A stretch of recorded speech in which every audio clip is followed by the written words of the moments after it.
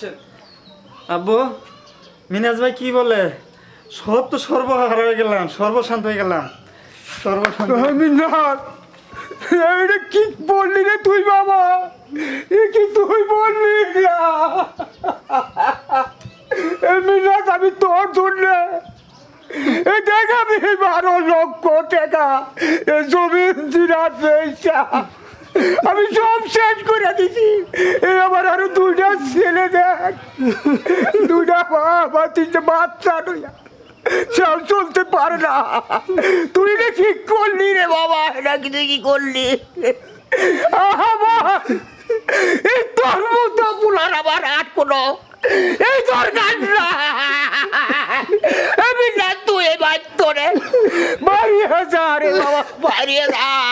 তোর মুখ আর আমি দেখতে চাই না রে বাবা, তোর মুখ আমি দেখতে চাই। তুই যদি আমার এই বাড়িতে ঘুরে আসি তাহলে তুই আমার এই মরা মুখ দেখবি, মরা মুখ মরা। এমন করে বলেন না বাবা রে, দেখ তোর ভাই সব সব কিছু শেষ করে দিয়েছে রে বাবা। আমি অন্ত করবো কি ভাই চলবো রে বাবা, আমি কি ভাই চলবো? তোর যে 3টা সন্তান না, তুই কি ভাই লেখাপড়া করাবি?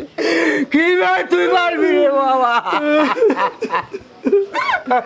আমার তো সব শেষ হয়ে গেছে, আমি সব কিছুর জন্য দায়ী। তুই সব শেষ করে দিচ্ছ, আমি সব কিছুর জন্য দায়ী। আমার তুই বাদ তোরে চলে যা, তুই বাদ তোরে চলে যা। তোর মতো ছেলে আমার আর লাগবে না।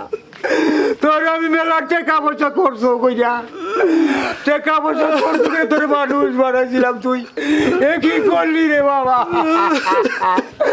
এ কি করলি রে তুই বাবা? আমার এই চাকরি লোভী আমাকে শেষ করে দিয়েছে। আমার এই বুড়ো বয়সে তুই করে দিয়েছে। আমার এই বুড়ো বয়সে তুই কাম কইরা খাওয়াবি, আমার কামলা দিতে হবে না। তুই বাইরে বাইরে যা, আমি আর এই 2টা সন্তান রয়ে যাবি। এবার থাকতে চাই, তুই চলে যা বাবা, তুই চলে যা। ঠিক আছে আমি আর এই মুখ আপনাদের দেখাবো না। আমি এই বাড়িতে আর থাকবো না।